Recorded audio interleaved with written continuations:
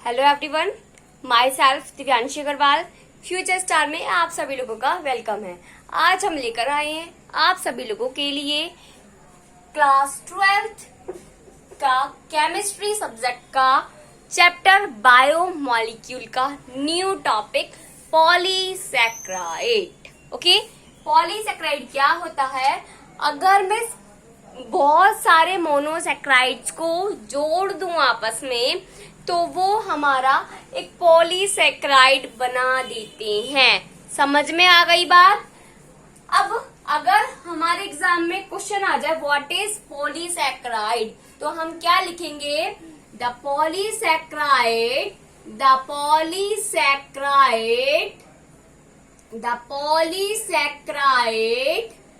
Upon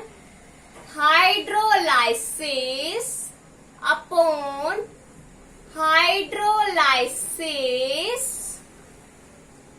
and formed the large number of monosaccharide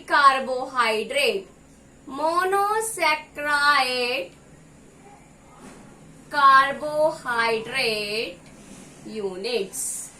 समझ में आ गई बात?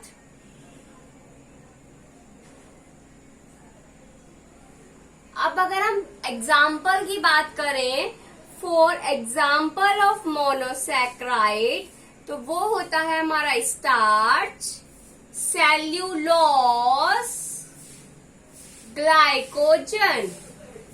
Okay, starch, cellulose, glycogen. और हमारे सिलेबस में इन तीनों की ही स्टडी हमें करनी है। समझ में आ गई बात? हाँ जी, पॉलीसैकराइड क्या होता है ये समझ में आया। अब हम पढ़ेंगे स्टार्च के बारे में कि स्टार्च क्या होता है, कहाँ प्रेजेंट होता है और कैसा इसकी स्ट्रक्चर होता है। समझ में आ गई बात? हाँ जी, नोट डाउन कर लिया होगा पॉलीसैकराइड। मैं रफ कर रही हूँ क्योंकि अब हम बात करते हैं स्टार्च की। तो स्टार्च नाम से ही सभी को इसके बारे में पता है। स्टार्च एक ऐसा कार्बोहाइड्रेट है जो बहुत ही ज्यादा जरूरी होता है हमारी बॉडी के लिए। और हमारी बॉडी में वो क्या काम करता है? डाइट करने का काम करता है। जो खाना हम खा रहे हैं, अब हमारे खाने में जो स्टार्च प्रेजेंट है वो हमारे खाने को इजीली हजम कर देता है स्टार्च। समझ में आ गई बात? तो स्टार्च का क्या काम होता है हमारे बॉडी के अंदर? वो हमारे खाने को इजीली डाइजेस्ट करने में हेल्प करता है। और प्लांट के अंदर भी वो स्टार्च प्रेजेंट होता है। तो प्लांट के अंदर जो स्टार्च प्रेजेंट है वो फूड स्टोरेज की तरह काम करता है। फूड को स्टोरेज करने में, उसको स्टोर रखने में प्लांट की बॉडी में स्टार्च उसकी हेल्प करता है। समझ में आ गई बात? तो वही चीज लिखते हैं। फर्स्ट पॉइंट कहता है स्टार्च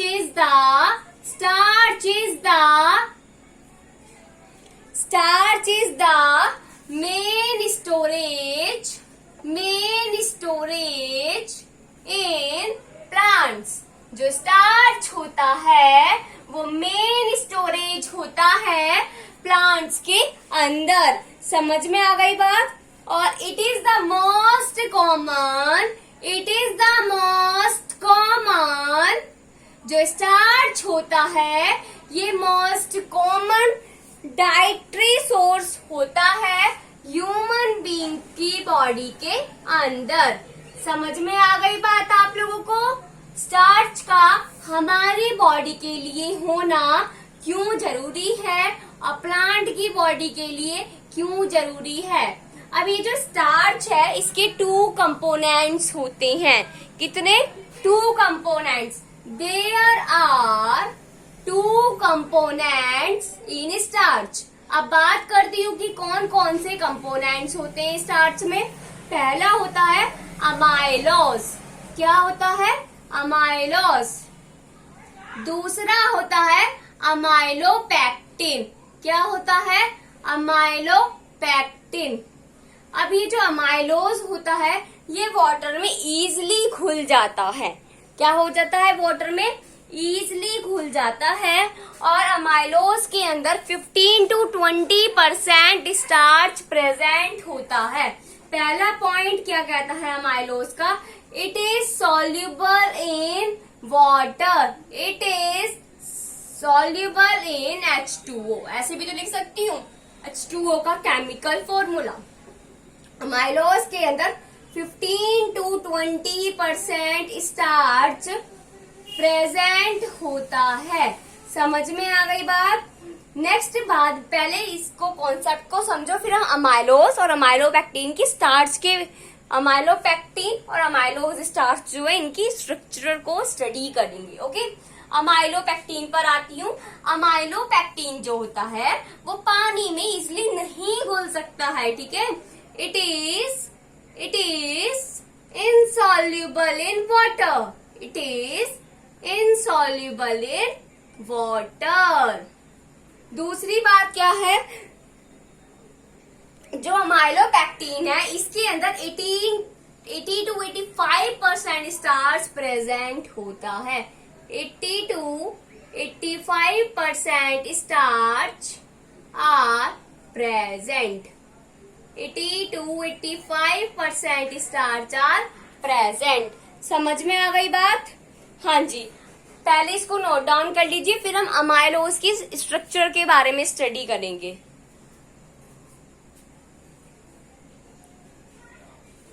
हो गया? हाँ जी, पॉलीसैकेराइड के अंदर पहला एग्जांपल देख रहे हैं स्टार्च। तो स्टार्च में अभी जो अमाइलोज है इसके अंदर 15 to 20% स्टार्च प्रेजेंट होता है और इसकी स्ट्रक्चर आज हम यहाँ पर ड्रॉ करने वाले हैं, समझने वाले हैं कि भाई इसकी स्ट्रक्चर कैसी दिखती है। Structure of amylose. Structure of amylose. Students, जितने भी मैं आपको बायोमॉलिक्यूल चैप्टर्स में स्ट्रक्चर बनवा रही हूँ, सारे स्ट्रक्चर को आपको अच्छे से प्रैक्टिस करना होगा, क्योंकि कोई सी भी स्ट्रक्चर हमारे एग्जाम में आ सकती है, हमें पता नहीं होगा। ठीक है, हाँ जी, अब इसकी स्ट्रक्चर बनाते हैं। इसके अंदर हम क्या करेंगे? सबसे पहले 3 हेक्सागोनल बना लेंगे। ठीक है, 1 और फिर 2 और 3 हेक्सागोन मैंने इसके अंदर बना दिए। बन गए। अब किस तरीके से हम यहाँ पर बॉन्ड्स बनाएंगे? Hydrogen H OH OH H O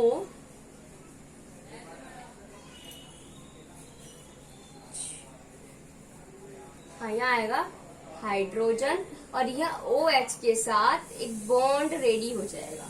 समझ में आ गई बात? ऊपर यहाँ बनेगा CH2OH और ये बनेगा H। अब देखो, मैंने अभी आपको बताया था जब हमने पॉलीसैकेराइड स्टार्ट करा था कि जो पॉलीसैकेराइड होता है उसमें क्या होता है, बहुत सारी मोनोसैकेराइड यूनिट्स को हम एक साथ मिला देते हैं और वो हमें स्टार्च पॉलीसैकेराइड बनाकर दे देते हैं, है ना। तो हम इसमें क्या करने वाले हैं? ग्लूकोज की स्ट्रक्चर लेने वाले हैं। 3 स्ट्रक्चर लेंगे ग्लूकोज की, उनको आपस में जोड़ देंगे तो वो बन जाएगा अमाइलोज। समझ में आ गई बात? देखो कैसे कर रही हूं मैं इसको। ऐसे ही सेम काम मैं इसके साथ करने वाली हूँ। हाइड्रोजन HOH OH H और G, यहाँ पर भी आएगा H। ये वाला और ये वाला ऑक्सीजन बॉन्ड के थ्रू यहाँ जुड़ गया। ठीक है, हाँ जी, और इसके ऊपर भी लगेगा CH2OH और H। और ये वाला जो बॉन्ड है ये हमारा कंटेन करता है ऑक्सीजन, तो हम यहाँ बना देंगे ऑक्सीजन। समझ में आ गया? सेम काम मैं इसके साथ भी यही करूंगी भाई। H और G HOH HOH OH H H CH2OH H। ये वाला और ये वाला बॉन्ड आपस में जुड़ जाएगा ऑक्सीजन के जरिए। यहाँ पर ऑक्सीजन का बॉन्ड आएगा एक, ठीक है, और ये इस तरीके से ऑक्सीजन यहाँ पे डबल बॉन्ड से जाकर कनेक्ट हो जाएगी। समझ में आ गई बात। ये जो स्ट्रक्चर मैंने बनाई है ये होती है स्ट्रक्चर ऑफ अमाइलोज। इसके अंदर मैंने क्या करा, मैंने इसके अंदर 3 ग्लूकोज लिए और उन 3 को एक साथ जोड़ दिया ऑक्सीजन वाले बॉन्ड के साथ, और इस बॉन्ड को हम बोलते हैं ग्लाइकोसिडिक लिंकेज। ये जो मैंने लिंकेज जो बनाया इसे हम कहते हैं ग्लाइकोसिडिक लिंकेज। क्या बोलते हैं स्टूडेंट्स? Glycosidic linkage. समझ में आ गई कहानी? हाँ जी। स्ट्रक्चर ऑफ अमाइलोज तो हमने पढ़ लिया, स्ट्रक्चर ऑफ अमाइलोपेक्टिन और पढ़ लेते हैं। इसके अंदर स्टार्च ज्यादा प्रेजेंट है ना, तो ये थोड़ी सी कॉम्प्लेक्स है, बस ज्यादा नहीं, थोड़ी सी कॉम्प्लेक्स है। ओके, इसको ड्रॉ कर दिया आप लोगों ने? हाँ जी। अब हम पढ़ते हैं structure of amylopectin. Structure of amylopectin, structure of amylopectin. आज हम लोग पॉलीसेक्राइड मतलब कार्बोहाइड्रेट अपना कंप्लीट कर लेंगे, फिर कल से हम अपना प्रोटीन स्टार्ट करेंगे। Okay students? हाँ जी। अब हम स्ट्रक्चर ऑफ अमाइलोज में बनाए तो एक तो यहाँ हमारा बनेगा ग्लूकोज स्ट्रक्चर, एक यहाँ बनेगी ग्लूकोज की स्ट्रक्चर, ठीक है। और कहाँ बनेगी? और हमारी एक यहाँ बनेगी ग्लूकोज की स्ट्रक्चर, एक हमारी यहाँ बनेगी ग्लूकोज की स्ट्रक्चर, और एक हमारी यहाँ बन जाएगी ग्लूकोज की स्ट्रक्चर। अब देखना किस तरीके से इसके अंदर मैं बॉन्ड्स को बनाने वाली हूँ, ठीक है। ध्यान से समझना एक एक चीजें। यह हमारा हाइड्रोजन है, यह हमारा HOH आता है, ठीक है। यह हमारा OH और H आता है। यह हमारा क्या होगा, वही सेम चीज हो जाएगी जैसे मैंने अभी आपको अमाइलोज में करके दिखाया था, ऑक्सीजन, और ये इसके साथ इस तरीके से डबल बॉन्ड बना लेंगे। यहाँ बनेगा CH2OH और H, इसके ऊपर आएगा ऑक्सीजन एटम। सेम यही प्रोसेस मैं इसके साथ कर दूंगी। यहाँ आएगा हाइड्रोजन, यहाँ आएगा CH2OH और H, यहाँ आएगा हमारा ऑक्सीजन एटम। ओके, हाँ जी। यहाँ आएगा हमारा हाइड्रोजन, यहाँ आएगा HOH, यहाँ पर अटैच्ड होगा OH और H। अब ये वाला और ये वाला जो दो मोनोसेक्राइड यूनिट, ये वाला मोनोसेक्राइड और ये वाला मोनोसेक्राइड, ये दोनों ग्लाइकोसिडिक लिंकेज के जरिए आपस में जुड़ जाएंगे। जोड़ दिया मैंने? हाँ जी। अब देखिएगा, अब ये वाला हाइड्रोजन और ये जो बीच वाला जो मैंने ये हेक्सागोनल स्ट्रक्चर बनाई है, ये आपस में जुड़ेंगे। CH2 ये आपस में इस तरीके से जुड़ जाएंगे। समझ में आ गई बात? अब इसको पूरा करते हैं। यहाँ पे आएगा वही हाइड्रोजन, यहाँ आएगा HOH, यहाँ आएगा OH H और G, यहाँ आएगा आपका हाइड्रोजन, ऑक्सीजन जुड़ेगा डबल बॉन्ड से, यहाँ CH2OH और यहाँ आएगा H और यहाँ होगी ऑक्सीजन। समझ में आ गई बात? हाँ जी। अब इसके लिए भी देख लेते हैं। यहाँ आएगा हाइड्रोजन और जी, यहाँ आएगा हम आपका ऑक्सीजन, यहाँ आएगा हमारा हाइड्रोजन, यहाँ आएगा HOH OH H। अभी तो आपको देखो थोड़ी टिपिकल लग रही होगी, जब आप बनाओगे ना आपको तुरंत आपके माइंड में आ जाएगी। अब देखो ये वाला और ये वाला, ये दोनों, ये वाला मोनोसेक्राइड यूनिट और ये वाला मोनोसेक्राइड यूनिट, दोनों ही ग्लाइकोसिडिक लिंकेज के जरिए एक दूसरे के साथ जुड़ जाएंगे। ये दोनों भी जैसे आपस में जुड़ गए हैं, ठीक है। ये दोनों आपस में जुड़ गए ग्लाइकोसिडिक लिंकेज के जरिए, ठीक है। ऐसे ही सेम प्रोसेस में इसके साथ करने वाली हूँ। हाइड्रोजन, यहाँ आएगा ऑक्सीजन, यहाँ आएगा CH2OH H O, यहाँ डबल बॉन्ड फॉर्मेशन हो जाएगी HOH OH और H। अब ये वाला मोनोसेक्राइड इस वाले मोनोसेक्राइड से ग्लाइकोसिडिक लिंकेज के जरिए जुड़ जाएगा। समझ में आ गई कहानी। और इस तरीके से हमारी स्ट्रक्चर बन जाएगी अमाइलोपेक्टिन की। अब ये दोनों जो लिंक कर रहे हैं इसे बोलते हैं अल्फा लिंक। क्या बोलते हैं? Alpha link. जो हमारा ऊपर वाला मोनोसेक्राइड है और जो नीचे वाला मोनोसेक्राइड है, ये दोनों आपस में जो लिंक कर रहे हैं इसे बोलते हैं हम अल्फा लिंक। और ये जितनी भी लिंकेज होती है, इसके और इसके बीच में लिंकेज हो, इसके या इसके बीच में लिंकेज हो, इसके या इसके बीच में लिंकेज हो, इसके या इसके बीच में लिंकेज हो, इस लिंकेज को हम ग्लाइकोसिडिक लिंकेज ही बोलते हैं। क्या बोलते हैं? Glycosidic linkage. ओके, मैंने एक के साथ रिप्रेजेंट कर दिया, बाकी के साथ आप लोग खुद भी कर सकते हैं। समझ में आ गई कहानी। ये होती है स्ट्रक्चर ऑफ अमाइलोपेक्टिन। हार्ड कुछ नहीं है। क्या करोगे? दो ग्लूकोज की स्ट्रक्चर, तो हवार्थ स्ट्रक्चर ग्लूकोज की, दो ऊपर बनाना, तीन नीचे बनाना। तीन नीचे ऐसे बनाना। ये वाली जो स्ट्रक्चर है ये इसके बिल्कुल थोड़ी सी साइड में ऐसे आनी चाहिए। और जो ग्लूकोज की हवार्थ स्ट्रक्चर है सारी चीजें वही रख देना। और इन सबको एक साथ जोड़ने के लिए पहले इन दोनों को एक साथ जोड़ना ग्लाइकोसिडिक लिंकेज से, फिर इस वाले को इस वाले के साथ जोड़ना ग्लाइकोसिडिक लिंकेज से, फिर इसको इसके साथ जोड़ना ग्लाइकोसिडिक लिंकेज से, फिर इसी को ही इसके साथ जोड़ना ग्लाइकोसिडिक लिंकेज के जरिए, और आपकी स्ट्रक्चर ऑफ अमाइलोपेक्टिन बनकर हो जाएगी रेडी। समझ में आ गई कहानी। अब हम पढ़ते हैं सेल्यूलोज के बारे में। ठीक है, सेल्यूलोज क्या है? एक तरीके का ये बना लिया आप लोगों ने। चलो जी, सेल्यूलोज क्या होता है? एक तरीके का पॉलीसैकेराइड कार्बोहाइड्रेट ही होता है। और ये जो सेल्यूलोज है मिलता किस में है? मोस्टली ये हमें प्लांट्स में देखने को मिलता है। प्लांट्स में भी किस जगह मिलता है? प्लांट की सेल वॉल में। जो हमारे प्लांट होते हैं उनकी जो सेल वॉल होती है वो सेल्यूलोज की ही बनी होती है। समझ में आ गई बात। It occurs in plant cell wall.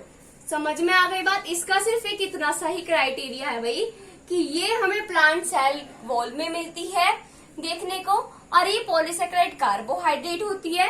और अब हम इसकी स्ट्रक्चर की बात करते हैं कि इसकी स्ट्रक्चर कैसी होती है। ठीक है, सबसे इम्पोर्टेंट स्ट्रक्चर तो अमाइलोज और अमाइलोपेक्टिन की है, करना कुछ नहीं है। अमाइलोज में मैंने 3 हवार्थ स्ट्रक्चर ग्लूकोज के लिए उनको तीनों को आपस में बिल्कुल स्ट्रेट जोड़ दिया। ठीक है, अमाइलोपेक्टिन में मैंने क्या करा? मैंने अमाइलोपेक्टिन में 5 ग्लूकोज की हवार्थ स्ट्रक्चर ली और उनको एक दूसरे के साथ लिंक करके जोड़ दिया। वो चीज मैंने आपको एक्सप्लेन कर दी कि किस तरीके से करना है हमें। अब हम इसकी स्ट्रक्चर के बारे में देख लेते हैं। इसकी स्ट्रक्चर में क्या है? ये कुछ ज्यादा ही अपने आप को भी कॉम्प्लेक्स समझता है। पहले एक यहाँ जुड़ेगा, फिर एक हेक्सागोनल हम यहाँ बनाएंगे। इसकी है भी इसकी भी स्ट्रक्चर, लेकिन ये स्टेयर्स की तरह काम कर रहा है। स्ट्रक्चर बनती है इसकी, कैसी स्ट्रक्चर बनती है? स्टेयर्स की तरह, जैसे सीढ़ियां होती है ना वैसी स्ट्रक्चर होती है इसकी। ठीक है, समझ में आ गई बात। CH2OH, okay, H OH H H OH, और जी तुम्हारा ऑक्सीजन इससे अटैच्ड होगा। अब ये जो है ना ये इससे कनेक्ट हुई होगी, ये इससे कनेक्ट हुई होगी।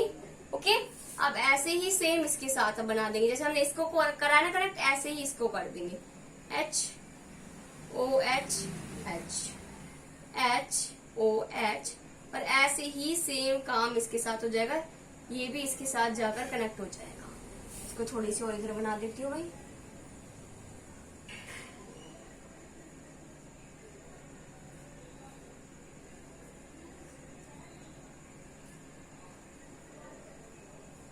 ओके, बन गई। ये इसके साथ जाकर कनेक्ट हो जाएगी ऑक्सीजन। ठीक है, और सेम काम इसके साथ भी हो जाएगा। CH2OH H OH H H OH, और इसके साथ भी हमारा ऑक्सीजन ही जुड़ेगा ऊपर। अभी मैंने इसमें क्या चीज मिसिंग कर दी भाई? यहाँ पर हमारे तीनों जगह ऑक्सीजन के बॉन्ड और बनेंगे। यहाँ ऑक्सीजन का बॉन्ड बनेगा, यहाँ ऑक्सीजन का बॉन्ड बनेगा। बन गया। ठीक है, ये होती है स्ट्रक्चर ऑफ सेल्यूलोज। और ये जो हमारी लिंकेज जो आ रही है इन्हें हम बोलते हैं बीटा लिंक। क्या बोलते हैं? Beta link. समझ में आ गई बात? क्या बोलते हैं इनको? बीटा लिंक बोलते हैं। इनके बीच का जो लिंकेज है उसे तो बोलते हैं ग्लाइकोसिडिक लिंकेज। क्या बोलते हैं? Glycosidic linkage. और अगर हम स्ट्रक्चर के बेसिस पर देखें तो इसको कहते हैं बीटा लिंक। जैसे अमाइलोपेक्टिन में हमने उसे क्या बोला था? Alpha link. और अगर ये इस तरीके से लिंक होते आ रहे हैं, ये इससे लिंक है, ये इससे कनेक्ट है, तो इसके बीच का ये जो लिंकेज है इसे बोलते हैं बीटा लिंक। और जो बॉन्ड है, बॉन्ड क्या है, कैसा है? Glycosidic linkage bond. कैसा बॉन्ड है? Glycosidic linkage bond. समझ में आ गई बात? कुछ नहीं करना है, इसमें भी ग्लूकोज की स्ट्रक्चर लेनी, स्टार्च हो, सेल्यूलोज हो, कुछ कोई सी भाई पॉलीसेक्राइड हो, कैसा भी पॉलीसेक्राइड हो, करना कुछ नहीं है आपको। बस कहते ना पैटर्न ड्रॉ कर देते, तो हमने ग्लूकोज लिया, इसमें हमने क्या करा? ग्लूकोज लिया, ग्लूकोज को स्टेयर्स की फॉर्म में कनेक्ट कर दिया और आपस में बीटा लिंक करके जोड़ दिया, और ये बन गई स्ट्रक्चर ऑफ सेल्यूलोज। समझ में आ गई बात? अब ग्लाइकोजन के बारे में और स्टडी कर लेते हैं। ठीक है, ये हो गए स्ट्रक्चर बना ली। स्ट्रक्चर्स आपको जब भी बनानी आएंगे जब आप लोग प्रैक्टिस करेंगे। ओके, बिना प्रैक्टिस के आपको नहीं आने वाली है। आप लोग एक बार यहाँ से पढ़ के आप कहोगे समझ तो आया नहीं, वो चीज समझ में जब भी आएगी जब आप खुद सेल्फ स्टडी करोगे इन स्ट्रक्चर्स की। ओके, अब बात करते हैं ग्लाइकोजन की। ग्लाइकोजन, अब ये जो ग्लाइकोजन है ये हमारा एनिमल बॉडी में प्रेजेंट होता है। जैसे स्टार्च जो होता है वो प्लांट की बॉडी में स्टोरेज का काम करता है, वैसे ही ग्लाइकोजन भी एनिमल बॉडी में स्टोरेज का काम करते हैं। समझ में आ गई बात? और इसलिए हम इसको एनिमल स्टार्च भी बोलते हैं। समझ में आ गई बात? ओके, अब इसकी जो स्ट्रक्चर है ग्लाइकोजन की वो अमाइलोपेक्टिन की तरह ही होती है, लेकिन उससे थोड़ी सी कॉम्प्लेक्स होती है। मान के चलो अमाइलोपेक्टिन की जो मैंने स्ट्रक्चर बनाई थी उसको थोड़ा सा और बड़ा करके बना दो, है ना, उसमें थोड़ी सी और बॉन्ड्स जोड़ दो, तो हमारी स्ट्रक्चर ऑफ ग्लाइकोजन रेडी हो जाएगी। समझ में आ गई बात? तो सबसे पहले लिखते हैं the glycogen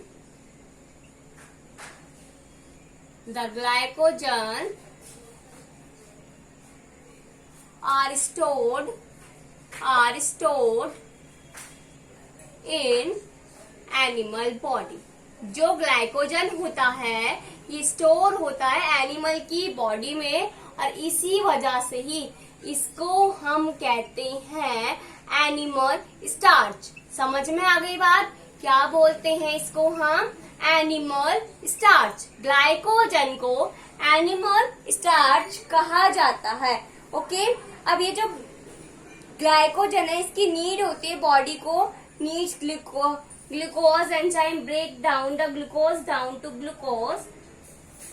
glycogen is found in yeast and fungi. ठीक है, अब क्या है, जो बॉडी है उसको ग्लूकोज की नीड होती है ना, तो अगर मैं इसको ब्रेक कर दूं तो मुझे ग्लूकोज ही मिल जाएगा। क्यों मिल जाएगा? क्योंकि ग्लाइकोजन एक पॉलीसेक्राइड है, और अगर हम पॉलीसेक्राइड का हाइड्रोलाइसिस करा देते हैं तो वो बहुत सारी मोनोसेक्राइड यूनिट्स बना देता है। मोनोसेक्राइड यूनिट्स का मतलब क्या है? बहुत सारे कार्बोहाइड्रेट्स बनकर हमारे पास आ जाएंगे। ओके, तो ग्लाइकोजन में क्या, अगर